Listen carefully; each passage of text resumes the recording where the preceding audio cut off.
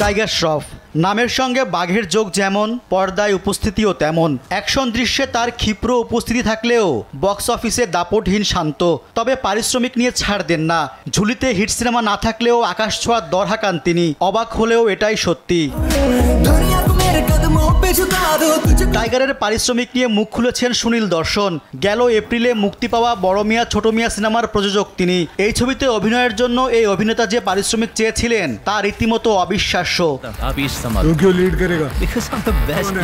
সুনীল জানিয়েছেন, সিনেমাটিতে অভিনয়ের জন্য টাইগার 165 কোটি রুপি দাবি করেছিলেন, যা বাংলাদেশি মুদ্রায় 231 কোটি টাকার বেশি। এতে বেজায় বিরক্ত হন এ প্রযোজক। সম্প্রতি নায়কদের পারিশ্রমিক বেড়ে যাওয়া প্রসঙ্গে কথা বলতে গিয়ে এ তথ্য জানান তিনি।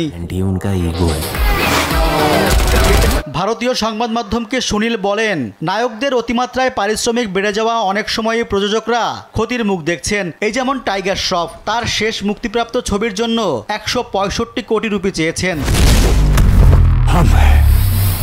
এ সময় অক্ষয় কুমার ও টাইগার শ্রফকে খোঁচা দিয়ে তিনি বলেন, বহু এমন নায়ক রয়েছেন যাদের ঝুলিতে কোনো হিট সিনেমা নেই, তারাও 100 কোটি রুপি চান।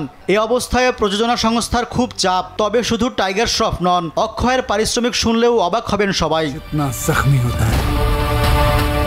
1998 সালে মুক্তি পেয়েছিল বড় মিয়া ছোট মিয়া সিনেমাটি। ডেভিড ধাওয়ানের পরিচালনায় নাম ভূমিকায় অভিনয় করেছিলেন অমিতাভ বচ্চন ও গোবিন্দ।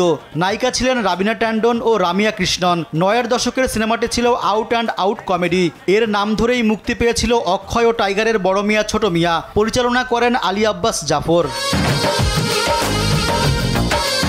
সিনেমাটি নির্মাণে ব্যয় হয়েছে 350 কোটি রুপি বা 492 কোটি টাকা। আয় করে মাত্র 102 কোটি রুপি তথা 143 কোটি টাকার কিছু বেশি। রেজওয়ান সিদ্দিকী, দেশ টিভি।